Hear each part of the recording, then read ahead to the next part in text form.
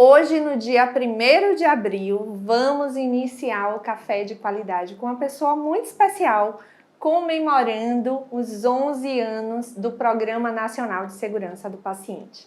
E estará conosco para bater esse papo Renata Nayara. E quem é Renata? Enfermeira de formação, especialista em gestão da qualidade em saúde pelo Einstein, com mais de 10 anos de experiência na área de qualidade, avaliadora da Organização Nacional de Acreditação, com vasta experiência nas metodologias nacionais e internacionais, ONA, JCI, Quimento, apaixonada por qualidade, e sua missão é agregar valor e contribuir para a transformação dos serviços em saúde.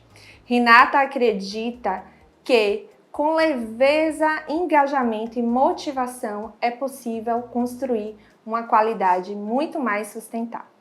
Na vida pessoal, Renata é uma mulher sonhadora, forte, de muita fé em Deus, apaixonada por pets, ama o trabalho e as relações que são construídas através dele. E eu tenho um privilégio de conviver na minha vida profissional e pessoal, porque ela também é consultora da Mentors. Então, Renata, muito obrigada por ter você aqui. É um prazer imenso, imenso, imenso. Obrigada, Lai. Muito feliz de estar aqui. Fiquei muito feliz com o convite. Você sabe quanto te admiro como pessoa, como mulher, como profissional. Torço muito pela Mentors, né? Para mim é uma satisfação fazer parte e contribuir, né, para esse projeto tão maravilhoso que vem transformando as instituições de saúde. Então, muito obrigada mesmo, muito feliz. E para a gente iniciar, o tema desse ano, voltado para a campanha de segurança do paciente, né, trazendo muito o olhar da comunicação e trabalho em equipe. E eu achei um tema muito pertinente, porque às vezes na qualidade a gente pensa sempre em ferramentas, em métodos, e às vezes a gente esquece do básico, bem feito, e do dia a dia. Então, eu acho que a comunicação, a gente vê, até pelas estatísticas, o quanto que a comunicação é um dos principais motivos de falhas relacionadas a incidentes, né? E você que atua diretamente na gestão de risco deve perceber isso diariamente. Então, eu queria que você trouxesse para a gente, para iniciar esse bate-papo, qual é a sua percepção, né? Quais são os principais desafios quando a gente fala em comunicação e em trabalho em equipe? Comunicação é algo que na vida pessoal nossa, né, a gente tem dificuldade de se comunicar com o nosso familiar, com o nosso amigo, e sempre eu falo que na instituição de saúde isso é potencializado, porque se a gente pensar aí há séculos atrás, a gente tinha um médico e um enfermeiro cuidando de um paciente. Hoje, no hospital, nós temos um médico, um enfermeiro, um nutricionista, fono, tantas pessoas, né, tantas categorias juntas ali trabalhando em prol de um paciente, e você imagina que a cada 12 horas você troca essas pessoas, né, vê novas pessoas, e como que isso flui de forma segura, né, para o paciente. Então, acho que o primeiro desafio é entender, né, que nesse contexto de tantas pessoas trabalhando juntas, o que é preciso comunicar de forma segura para que esse cuidado seja prestado da melhor forma possível, sem erros, sem eventos, né, sem falhas na comunicação. Então, acho que entender, essas categorias entenderem que elas precisam trabalhar juntas e se comunicar bem é um desafio. E eu acredito também que o turnover, né, a mudança de profissionais, né, quando você tem a equipe fechadinha, né, todos se conhecem, isso flui melhor comunicação. Né, quando você tem troca de profissionais na instituição, isso também, a pessoa precisa chegar, se adaptar àquela nova instituição, àquelas novas equipes. Então, acho que um desafio é realmente essa integração da equipe multi e entender que a informação minha como fisioterapeuta é importante para o médico, é importante para a enfermagem, então todos contribuem para esse cuidado. Então, ter essa percepção de risco que cada informação do paciente, independente da sua categoria profissional, deve ser alinhado com todo o grupo, acho que é um grande desafio. E esse ponto que você traz, Rê, acho que é muito pertinente, porque como a rotatividade é muito grande, né? Independente do turnover ou não, você tem as mudanças de plantão, de equipe, às vezes você está em uma unidade, você é remanejado para outra unidade. Isso faz com que, de fato, a gente não tenha um curso muito fluido dessa comunicação por diversos fatores. Eu acredito também que um ponto muito do dia a dia é o quanto que as pessoas se sentem estimuladas para poder falar, para poder questionar. Porque a comunicação, ela não se trata só de eu relatar o que eu estou fazendo, mas eu também opinar sobre o tratamento, né? Opinar sobre aquilo que foi colocado como diretriz. Então, eu venho estudando muito essa questão das relações e eu vejo o quanto que a comunicação é muito mais profunda do que o registro no prontuário, do que eu dizer o que eu já... Isso já é uma dificuldade que a gente vê, o básico. Mas eu acredito que questões relacionadas à hierarquia, ao não... as relações de poder que são construídas, isso acaba impactando também, mas já já a gente fala sobre isso. Mas pensando um pouquinho nessa comunicação, você tem alguma estratégia no dia a dia, você vê como a própria avaliadora da ONU, o que é que você tem visto aí de melhores práticas para que talvez a gente estreite mais esse distanciamento da comunicação entre os profissionais? Existe os protocolos de segurança, né, que são aqueles, né, de transição do cuidado, da passagem de plantão, Sim. que é aquele básico que a gente precisa realmente garantir o registro do paciente quando eu vou trocar uma unidade, trocar um plantão, transferir esse paciente para outra instituição, até mesmo para o domicílio, Sim. porque a comunicação com a família e o paciente também é uma forma de transição de cuidado. Mas acho que a gente precisa ir além, né? Como que a gente pode promover isso dentro da equipe. Então existe aí os safety huddles que são realizados nas unidades, onde você diariamente reúne com a equipe daquele início de plantão para alinhar ali, né, quais são os riscos para aquele plantão, as preocupações, né, ou destacar algo que seja muito bom daquele plantão, alguma preocupação específica com o paciente. Então esse safety ele é uma das formas de integrar mais a equipe, né? Então todos ali juntos pensando, né, em como promover aquele plantão, aquele cuidado durante aquele dia para o paciente de forma efetiva, né? Eu acho que toda oportunidade de juntar essas pessoas para discutir um caso, né? A gente pensa muito nos treinamentos por categoria, então eu faço treinamento da enfermagem, eu faço da farmácia, mas quando você faz um treinamento com toda a equipe, discutindo aquele protocolo junto, é diferente a discussão, né? Porque todo mundo consegue ter a visão do outro. Então, todas as formas de integrar essas equipes e dar espaço para que elas falem é importante. E nesse safety, por exemplo, a gente realmente tem que deixar muito aberto para as pessoas exporem suas preocupações, suas sugestões, né? Então, se hoje eu tenho um paciente que está com alto risco de queda, o que a equipe ali junta pode pensar para evitar que esse evento aconteça?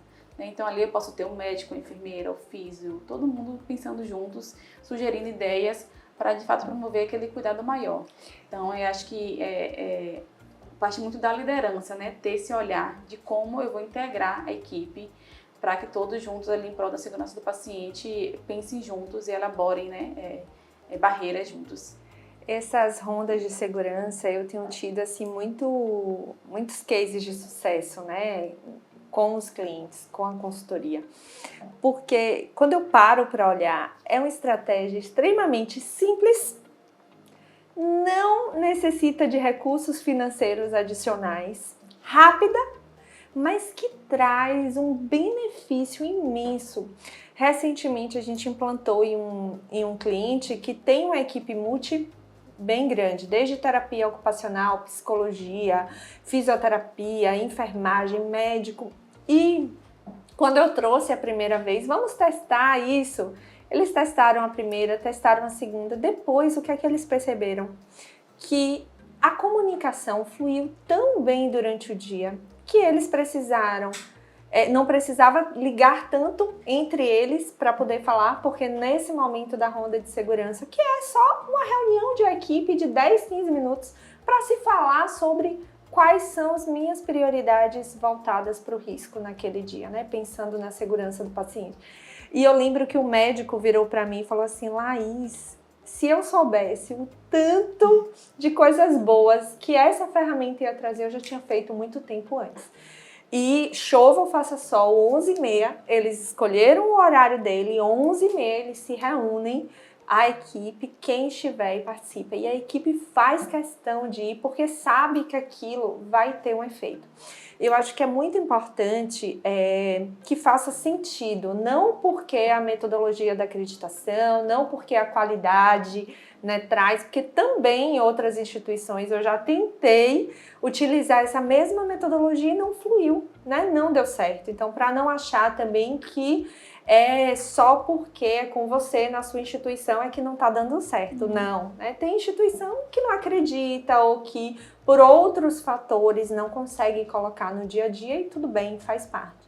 Mas eu venho cada dia, hoje mesmo eu li um texto falando que quem mais tem conhecimento é quem mais simplifica as coisas. Então eu acredito que a qualidade, quando a gente fala de comunicação, a gente está brincando aqui, mas a gente falou safety huddle, eu falei cases, a gente fica falando às vezes alguns termos em inglês e se a gente parar para pensar, até isso é uma fonte de cuidado quando a gente leva. E tem muitas metodologias, né, que são de outra forma. Então, eu acho que esses mínimos cuidados que a gente tem no dia a dia, e eu sei o quanto que você compartilha também desse pensamento. Só que agora eu queria puxar um gancho aí para falar de trabalho em equipe. Falamos de comunicação, de suas interações, mas é sempre um desafio esse trabalho em equipe. A gente sabe que a comunicação é um fator crucial para isso, mas o que é que você enxerga hoje quando a gente pensa na qualidade e essa relação de trabalho em equipe? O que é que você vê assim de mais desafiador ou de uma oportunidade de melhoria muito grande quando a gente fala disso?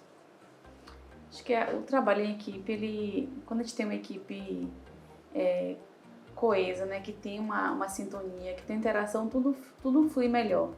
Né? E até quando a gente fala de gestão de risco, se eu tenho uma equipe que tem um bom relacionamento interpessoal, com certeza a segurança vai estar maior. Porque se eu confio no meu par, na minha equipe, né, naquela unidade ali, quando eu tiver uma dúvida, eu vou ter muito mais liberdade para tirar uma dúvida, né, de mostrar minha fragilidade, minha vulnerabilidade. Então, pense que se você tem uma equipe que você não tem um bom relacionamento, a chance de erro é muito maior, porque eu não vou ter, né, aquela pessoa que eu vou confiar, que vai me apoiar, que eu vou relatar um problema se eu observar um risco. Né? Então, acho que o trabalho em equipe é tanto na parte de apoio técnico mesmo, né? De apoiar um ao outro quando eu estou com um paciente que tem uma demanda maior, eu tenho apoio do meu colega, mas também na parte do apoio realmente, quando a gente pensa em segurança. Sim. Então, eu posso ter uma dúvida sobre uma prescrição médica e eu, né, ter uma equipe que eu confio, que eu tenho um bom relacionamento, que me dá abertura, né, para eu me comunicar, para eu tirar uma dúvida ou para eu sugerir alguma coisa. E a gente vê muito, você falou um pouquinho antes sobre hierarquia, então a gente tem muito isso, né, de achar que porque eu sou técnico, eu sou enfermeira, eu não posso tirar uma dúvida com o médico. Não posso nem questionar às vezes, né? Eu se eu vejo que ele está fazendo algo que não é ali o protocolo, que não é tão seguro, eu não vou falar porque ele está acima de mim, ele vai, né, achar que eu sou chato, que é irrelevante. E o trabalho em equipe também é sobre isso. Também é sobre a confiança, independente do seu cargo. Né? Então, quantos eventos podem ser evitados ou já foram evitados porque alguém levantou a mão e falou: doutor, a gente precisa revisar a cavidade do paciente porque eu não encontrei aquela compressa. Né? Então, isso é salvar vidas e isso é trabalho em equipe. Então, eu acho que numa instituição de saúde onde se preza pela segurança, não tem como não ter bom resultado se você não tiver uma equipe que seja unida, que tenha confiança, que tenha sintonia. Isso faz toda a diferença.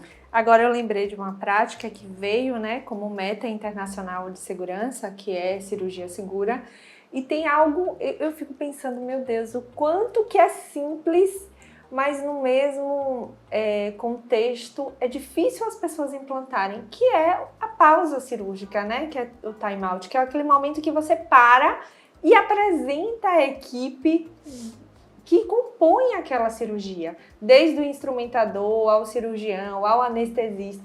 Parece ser algo tão básico, mas às vezes as pessoas estão ali na sala, não se conhecem.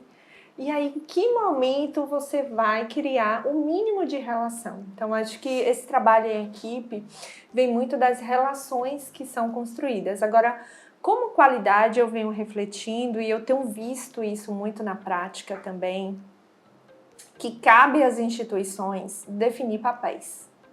Quando a gente fala, é muito bonito a gente falar trabalho em equipe. Esses dias eu vi uma charge assim que eu falei, meu Deus, é muito engraçado, porque era um barco e no título tinha assim, estamos todos no mesmo barco. Só que cada um era uma imagem completamente, tinha duas pessoas remando, você via que estava ali se desgastando, tinha uma tirando selfie, tinha outro olhando o computador, tinha outro pensando, né, viajando no mundo. Então, realmente é isso. Essa ideia de que estamos todos no mesmo barco e todo mundo vai estar remando no mesmo propósito, é lindo a gente falar na teoria e é algo que a gente tem que impulsionar, mas que na realidade não é o que a gente vê dentro das organizações. E muitas vezes eu vejo que a gente não vê isso porque também existe uma ausência de definição do papel de trabalho em equipe. A gente vê muitas pessoas ou com redundância das atividades ou deixando de fazer porque acha que não é algo seu. E é muito difícil hoje a gente ter profissionais que vão pensar, além do que eu acredito ser meu, o que é que eu posso fazer a mais? Então, eu acho que um bom trabalho em equipe, ele inicia do que é definido para que cada representante da equipe faça, e em seguida a gente tenha esse olhar para o que há mais, né? Qual é o estímulo que eu posso fazer a mais para a relação? Você concorda comigo? Você acredita que você vê assim no seu dia a dia, né, como interna da qualidade, mas também como avaliadora que permeia por várias instituições, você sente essa fragilidade na definição de papéis também? Como é que você enxerga um pouquinho isso? Sinto e realmente é um desafio, né? A gente sempre fala que todo cuidado precisa de um coordenador, de uma pessoa ali que dê a diretriz e que as pessoas entendam de fato o que cada uma deve estabelecer. Então, muitas vezes a gente cria até um protocolo, a gente implementa o protocolo e quando te pergunta, e como é que está o protocolo? A gente nem sabe quem está fazendo o quê, né? Então, essa definição é assim, de suma importância porque depois a gente precisa avaliar, né? Quando a gente fala em gestão de risco, o primeiro passo é a gente desenhar esse processo, né? E a gente desenha, a gente faz o protocolo, e depois a gente implementa o protocolo e aí, né? A gente esquece de definir papel, a gente esquece de treinar aquela equipe, de monitorar aquela equipe, de reforçar com elas, se não der certo aquela etapa do processo, o que elas devem fazer diante daquilo. Então, acho que essa definição é de suma importância. E acaba, quando a gente fala de comunicação, é a mesma coisa, né? Teve uma frase que eu vi uma vez que é: o óbvio, ele precisa ser dito. Então, às vezes na comunicação, assim como trabalho em equipe, a gente quer que as pessoas façam algo que não está nem claro para a gente. Eu sempre faço esse questionamento para os gestores, quando eu inicio o projeto assim, de acreditação ou da qualidade, eu sempre pergunto: o que é que você espera do outro? Porque se você não sabe o que você espera do outro, como é que você quer que o outro saiba o que ele vai te entregar? Né? E em diversos momentos isso não está claro. Isso não está claro para o líder, isso não está claro para o representante da qualidade, o que é que eu quero que ele faça. Então, se eu quero que ele faça, está claro para ele, eu posso ali fazer um processo de educação muito mais centralizada no que eu preciso ter de segurança. Porque a gente sabe que a gestão de risco, e você, né, atua com a gestão de risco há muito mais tempo, inclusive, do que eu. Para quem está nos escutando, Renata, eu fui trabalhar no lugar dela quando ela saiu do hospital para morar em outro estado, e aí eu aprendi muito sobre gestão de risco.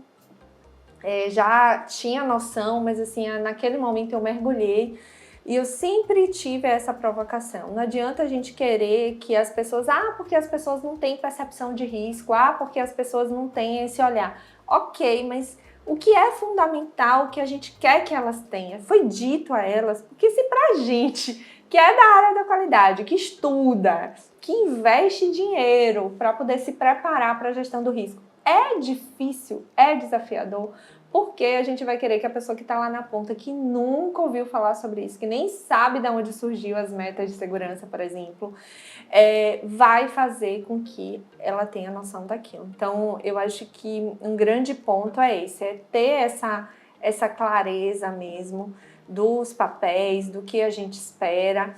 E aí vem o segundo, né, trazendo aí um outro gancho para a gente discutir, que é, uma vez definido aquilo que eu espero e aquilo que está claro lá, outras coisas vão surgir em que a gente não contempla, porque o tempo todo, principalmente no ambiente de saúde, tudo está se mudando numa velocidade imensa.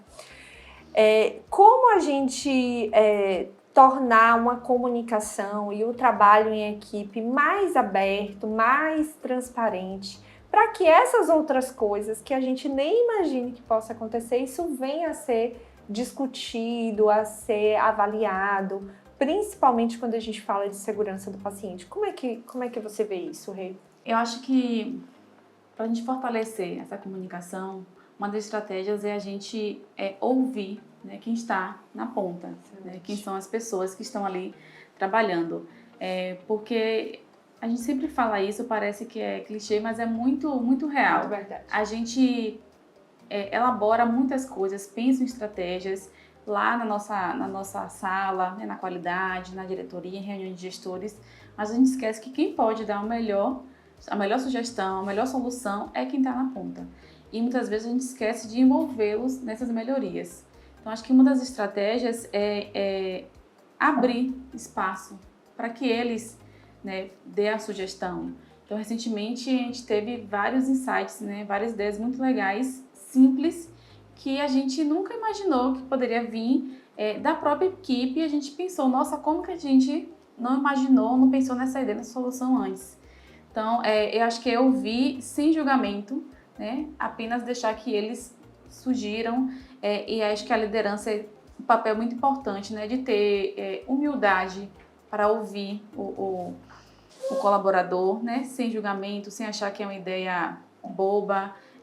Nem sempre as ideias todas vão ser ouvidas e atendidas, mas é importante esse exercício de sempre abrir espaço para a equipe falar sobre o que ela pensa, sobre o que ela acha, e não só de liderança, mas entre pares mesmo, né? Então, uma equipe, acho que toda equipe precisa de ter um momento para conversar, né? Para avaliar como é que foi aquele cenário, aquela assistência, né? Aquele mês, aquela semana. Então, eu tive uma semana está super cheio, né? Foi plantões difíceis, mas e depois, né? Quando que a equipe se reúne para refletir sobre aquilo, para pensar, né? O que poderia ter feito de melhor?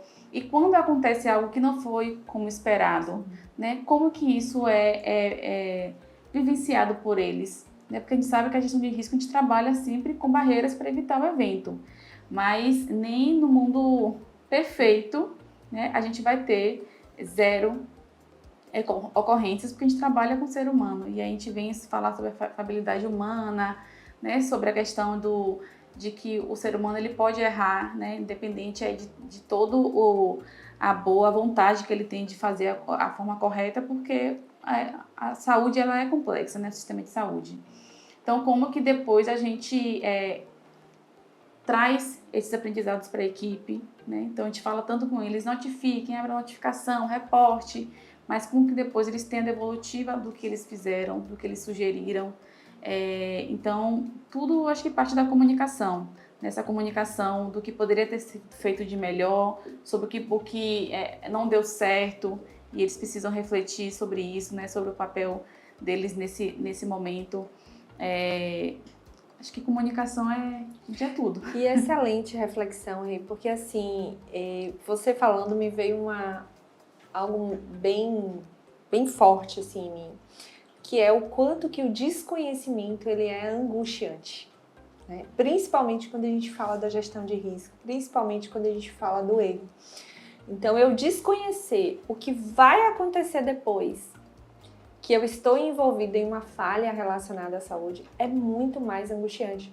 Eu estava recentemente lendo uma reportagem do IHI falando que, e eles usaram o termo como se fosse uma judiação, você deixar um profissional de saúde esperando 3 meses para eu ter uma análise de um evento e um posicionamento do que vai acontecer. Imagine o que passa no coração e na mente desse profissional durante tanto tempo, né? Por quê? Porque primeiro ninguém erra por querer errar, né? Então os profissionais eles estão lá para fazer o seu melhor. E quanto o melhor não é atingido, você entra a frustração, o medo, a angústia. Isso é normal, todo mundo vai sentir. O problema é o quanto que esses sentimentos eles perduram no seu dia a dia. Então, a gente forçar ou impor, né, através de um método que essa pessoa ela fique tanto tempo, eu sei, tem evento que realmente é difícil análise, leva tempo, mas a pessoa tem que estar envolvida e ela tem que entender que existe uma fase, a fase vai ser dessa forma, assim que tiver isso, é isso que vai acontecer. Então, mesmo que você não tenha o resultado final, mas deixar claro para o outro as etapas, eu acho que esse é um ponto aí, como eu trouxe lá, da transparência. A transparência nas relações. Eu acho que faz toda a diferença.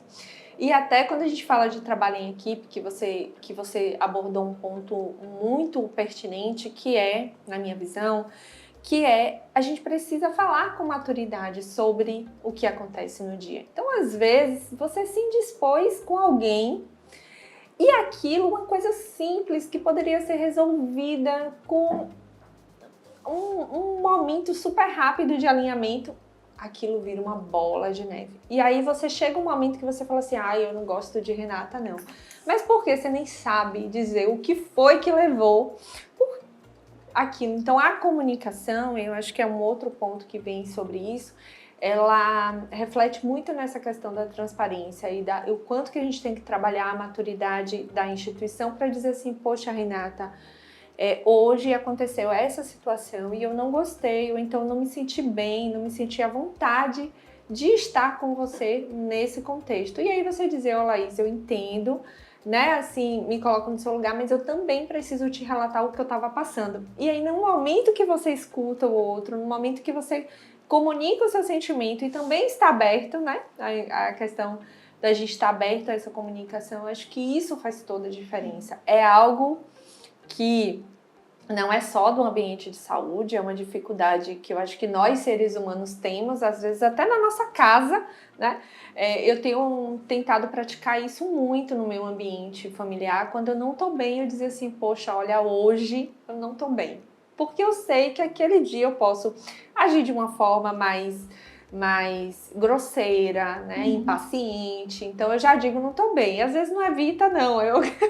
Às vezes eu sou impaciente em alguns contextos, mas pelo menos eu já coloquei o outro também, ele já tem um pouquinho mais de consciência, né, daquele contexto. Então, e eles entenderem que tudo isso que ocorre nessas relações interfere no cuidado. Né? Por mais que a gente ache que a gente está ali no plantão só para dar medicação, né, que é algo super técnico, tudo isso influencia. Né? E os maiores eventos adversos acontecem por alguma questão humana, né? Seja o cansaço, seja um problema pessoal que interfere. Então, por mais que eu tenha um sistema bem construído, eu tenho uma prescrição perfeita, eu tenho tudo descrito, qual é o medicamento, qual é a dose, qual é a infusão, tudo.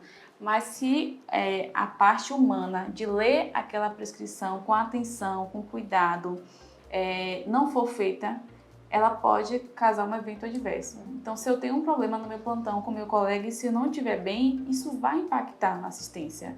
Então, muitas vezes não é uma simples birra, né, que eu tenho com meu colega. É realmente algo que pode ter impacto ali no desempenho, sim, da função da atividade e para a segurança do paciente. eu ficaria aqui com você tomando 300 cafés aqui, o dia inteiro a gente discutindo, porque a gente tem muito assunto para discutir, mas já indo aí para o finalzinho. Um dos eixos do Programa Nacional de Segurança do Paciente, você até citou no início, é sobre o envolvimento do paciente e da família nesse cuidado, né? Nesse olhar, inclusive, para a segurança.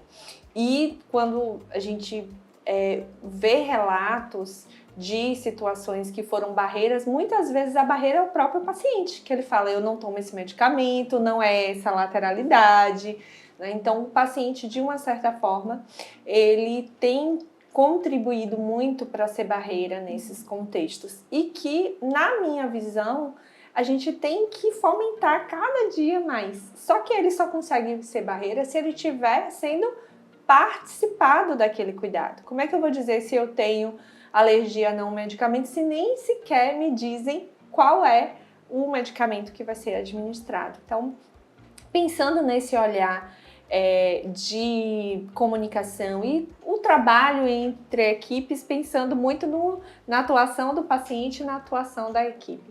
Como é que você vê isso hoje no panorama de qualidade? Isso tem melhorado? Ainda é um desafio grande? Como é que você enxerga isso? Eu acho que tem melhorado porque as instituições têm despertado para isso, né, para entender, e o próprio paciente ele tem se colocado mais, né? Ele está saindo daquele papel de paciente mesmo para ser ativo. Então hoje, se a gente não se comunicar bem com o paciente, não explicar para ele qual é a medicação, qual é o tratamento, qual é o exame, ele vai no Google e vai pesquisar. Verdade. Ele sabe até mais do que a gente, né? Então a gente tem que se antecipar e informar esse paciente sobre tudo que está acontecendo com ele.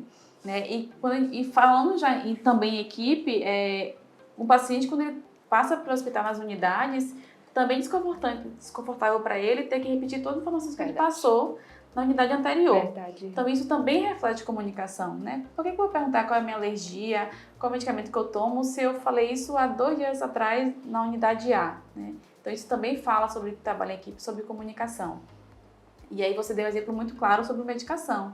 Né? Eu preciso falar para o paciente qual a medicação que ele está tomando, porque aí na minha ano de vivência, quantas vezes a gente viu o paciente ser barreira para evitar a medicação errada quando ele é comunicado sobre aquilo.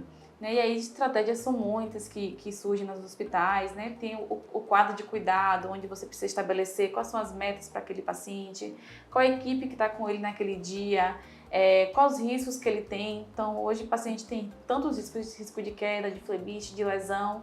Como que a gente pode prevenir os eventos quando a gente envolve o paciente nisso? Então, a gente tem pacientes que muitas vezes eles falam, olha, você não olhou minha pulseira hoje, né? Então, ele é super ativo e tem campanhas já, né, que acontecem ao longo do ano sobre segurança do paciente, sobre higiene de mãos, que a gente também pode envolver os pacientes nessa campanha. Né? Então, uma das estratégias bacanas é identifique qual é o profissional que você sabe que mais higieniza a mão aqui. Né? Então, é uma forma de você fazer com que o paciente seja mais ativo, né, que ele tenha esse olhar e que estimule também os profissionais a cumprir aquele protocolo, porque ele sabe que o paciente está ali também ajudando e monitorando aquele processo. Você trazendo aí, me veio uma fala de uma profissional que atua na área da saúde, mas não atua na área administrativa, não atua na linha de frente. E ela fez assim, Laís, minha mãe estava internada em um hospital e o profissional não higienizava as mãos. Então, cada dia mais, a população tem um conhecimento das práticas que tem que fazer. Muitas vezes não é nem pela teoria, é porque vai em uma instituição, vê que aquilo é feito, vai em outra que não é feito, ele já começa a comparar. E o que a gente fala desse consumerismo na área da saúde é justamente isso, o paciente escolher de acordo com o que ele se sente mais seguro. E na situação em que a gente oferece, né, para o paciente, o nosso produto final é a segurança e a saúde dele, né? É isso que a gente, digamos, vende na saúde. Se ele não se sentir seguro, provavelmente não vai ser a primeira escolha dele voltar para aquela instituição. Então, acho que tem um impacto em todos os âmbitos. E eu estava lendo, eu acho que foi hoje, eu estava no salão fazendo minha unha para vir fazer o café e eu estava lendo uma reportagem e ela dizia, ela trazia sobre o quanto que instituições elas acham que estão sendo revolucionárias, né? Porque esse modelo online, modelo virtual, acha que colocar não sei quantos computadores e fazer telemedicina, a gente está transformando e revolucionando. Não que isso não seja importante, mas vem o olhar que o básico ele precisa acontecer. E muitas vezes a comunicação ela é um fator tanto da questão pessoal, né, de você estar ali no tratamento frente a frente com o paciente ou no ambiente virtual. Então, o virtual não é a resolução e também não é o vilão.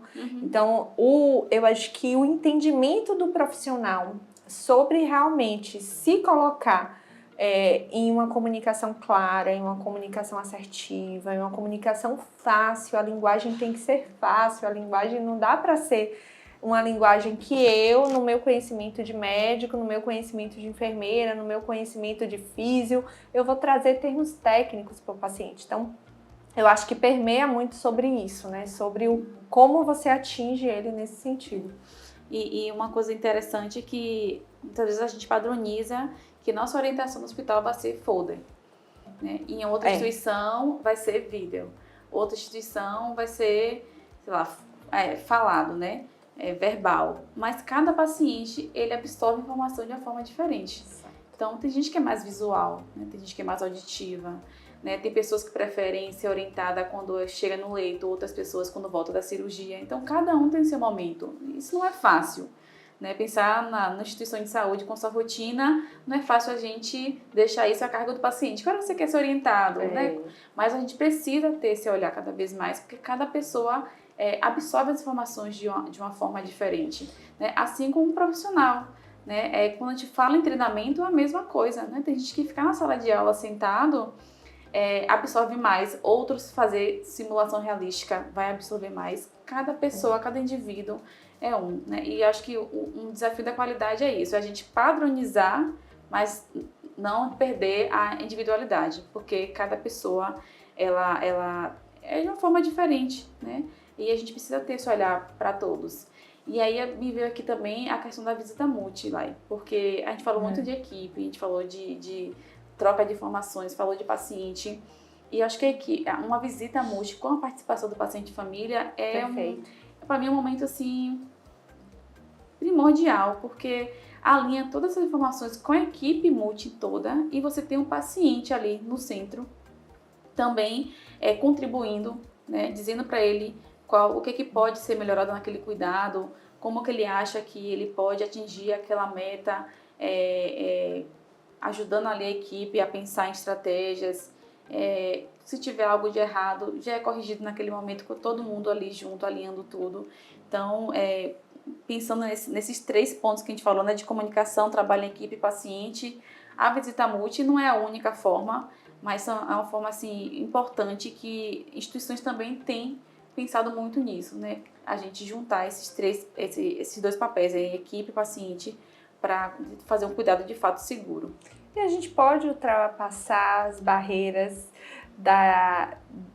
do encontro multi, além da UTI, que já é uma prática mais frequente. Por que não fazer isso no ambulatório? Por que não fazer isso na unidade de internação? Então, eu acredito que são práticas que às vezes acontecem em nichos da instituição, mas que a gente pode pensar o quanto a gente pode remodelar ou adequar para que a gente tenha também essas iniciativas de participação, de comunicação. Mas, sem dúvida, é um desafio, existe uma complexidade, mas eu trago, assim como você trouxe lá na sua descrição pessoal, eu de fato acredito que a gente simplificar é sempre o melhor caminho.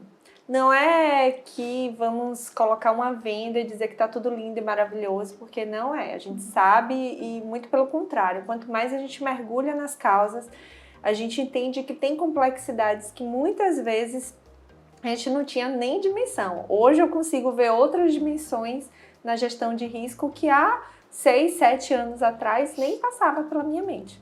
mas o quanto que a gente consegue, de fato, fazer com que o básico ele seja bem feito. E o Programa Nacional de Segurança do Paciente, eu trago para quem está nos assistindo esse olhar, porque é muito importante a gente ir na base de alguns documentos. Eu faço mentoria, eu tenho alguns alunos e eu sempre trabalho isso com eles. Vá numa fonte em que é uma base, um alicerce para que todas as outras iniciativas estejam mais claras, porque senão a gente fica parecendo naqueles joguinhos que você vai atirando para todo lado e alguma coisa vai dar certo. E quando você tem um programa que te baseia sobre isso, você entende a base e aí você vai agregando, você vai fortalecendo. É igual uma construção, né? Se você for ver o alicerce, os alicerces das casas de um certo tipo vão ser praticamente o mesmo. Então, eu tenho um padrão e aí dentro daquele padrão eu vou ter o mesmo alicerce. Mas a decoração, a pintura, né, os detalhes, cada um vai colocando do seu jeito. Mas essa base, eu acho que a gente às vezes se perde um pouquinho dela, se perde sobre os eixos do programa, né, sobre a questão dessa segurança, do envolvimento do paciente, desse fortalecimento dos profissionais, principalmente quando a gente fala de ensino e pesquisa, mas em outro momento a gente vai ter um café só para falar sobre isso. Mas eu queria agora, já chegando para o finalzinho, que você deixasse um recado. Eu acho que eu vou te pedir 2 recados. Primeiro, um recado voltado para os líderes, porque eu sei que, e quando eu falo de líderes, eu não falo de cargo, eu falo de pessoas que estão na frente, impulsionando algum processo de transformação, seja na qualidade, seja na atuação na área, seja na alta gestão. Então, qual é o recadinho que você deixa para esses líderes e qual o recadinho que você deixa para quem está iniciando, se apaixonando aí por qualidade e segurança do paciente? É com você agora. Para quem está entrando na qualidade agora, não é uma atividade fácil, né? Aí são muitos. Eu acho que implementar qualidade não é em uma semana, em um mês, em um ano, é realmente um processo, é uma questão de cultura.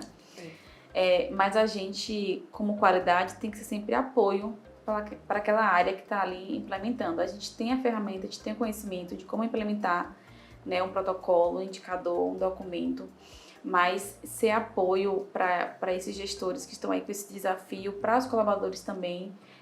Acho que é muito importante. Eles precisam ver a gente, de fato, não como aquele setor, né, que só cobra, né, que é chato, que faz auditoria, mas que realmente apoia em todos os sentidos, né, no sentido de em muitos momentos ser um desabafo, né, a gente talvez abre a sala da qualidade para escutar as pessoas com as suas preocupações, com seus receios, com suas frustrações, mas a gente não pode deixar de pensar que a gente tem uma missão, né, que é de fato promover uma instituição com segurança para o paciente e além de segurança para o paciente, que seja uma instituição onde as pessoas se sintam felizes para trabalhar.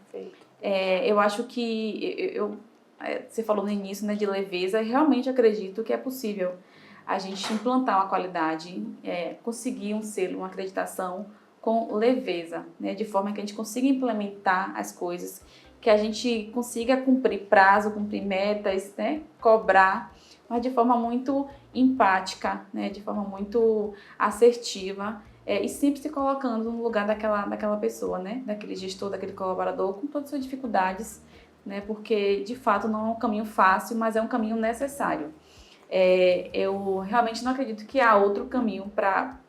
Acho que eu sempre falo assim, qualidade está tomando assim uma dimensão... Uma proporção, né, muito grande. E quando a gente fala de Programa Nacional de Segurança do Paciente, é lei, né? Toda instituição hoje ela deve ter essas metas implantadas. E hoje ainda não é a realidade no Brasil, mas é algo que está crescendo, né? Existe um movimento aí muito grande, até mesmo dos convênios, né? Tem convênios que estão auditando os seus prestadores para saber se eles estão cumprindo esse programa. Então, é um caminho sem volta, né? É necessário como estratégia para a instituição, para a sustentabilidade, para a segurança do paciente. Então, eu acho que é um caminho super... só tem a crescer. E quem está com essa vontade, realmente é muito prazeroso, muito gratificante trabalhar numa instituição quando você pega ela do nada, assim, né? Sem nenhum protocolo, sem nenhum indicador, e ver ela se transformar numa instituição assim, acreditada, com todos os processos, onde as pessoas respiram, né, segurança. É muito gratificante quando você vê realmente uma notificação, né, de uma pessoa falando, olha, eu quase deu medicação errada para o paciente, mas eu fui barreira e eu me autonotifiquei. Isso é uma instituição que tem cultura, né, que as pessoas respiram essa segurança. E elas fazem a qualidade não porque ninguém está olhando, porque é o certo, né, porque elas já entenderam qual é o propósito de ter uma instituição de qualidade. Então, acho que quando tudo isso faz sentido para a gente, é muito mais fácil. Eu sou suspeita para falar, porque eu tenho cada dia mais estudado e mergulhado sobre a proporção que a qualidade vai tomar na saúde. E quando a gente compara com outros países, a gente vê que é um caminho sem volta. O mercado determina, independente de ser legislação ou não, o mercado ele afunila para que aquilo venha acontecer, e eu acho que é o que está acontecendo com a qualidade. E eu também vou deixar um recadinho para quem está nos assistindo.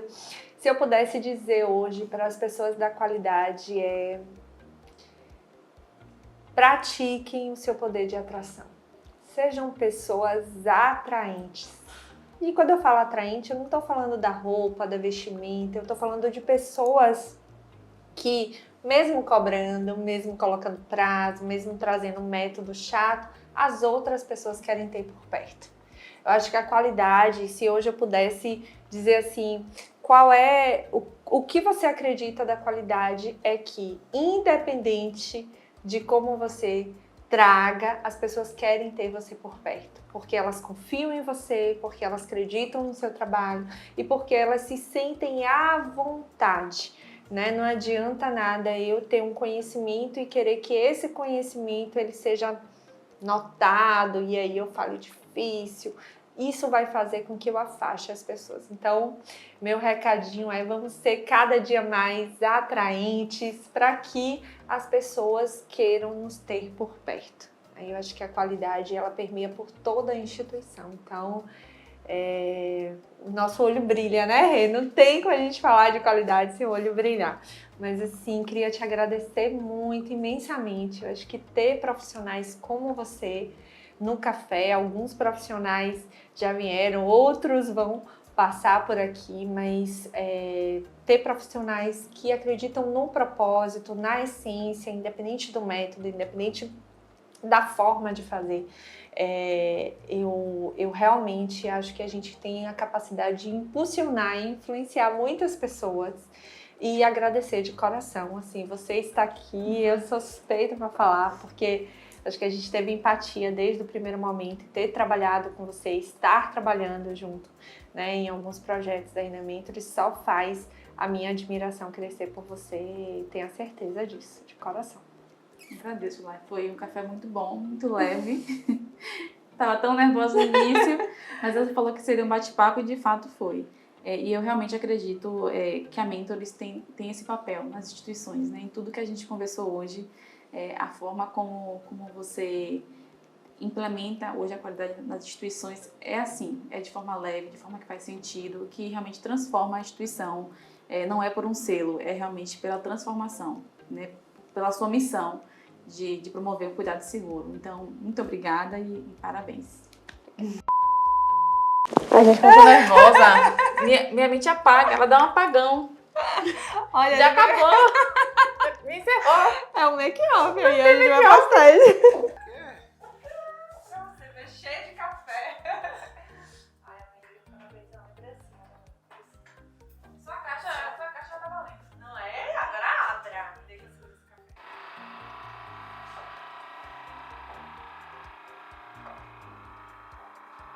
Pra você brindar, celebrar a vida.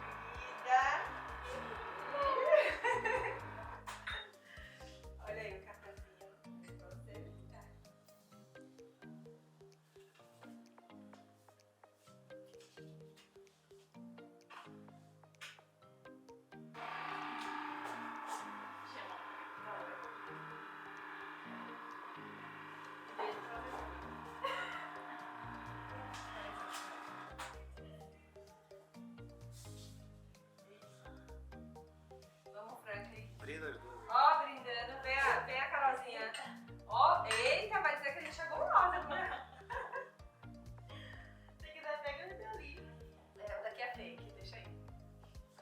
Deixa aí que daí é fake.